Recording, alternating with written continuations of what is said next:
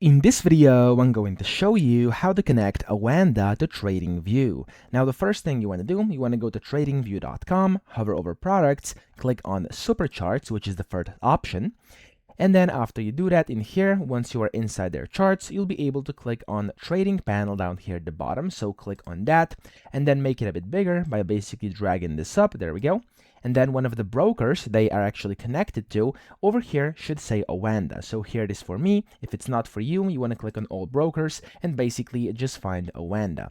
After you do that, click on Oanda and click on connect.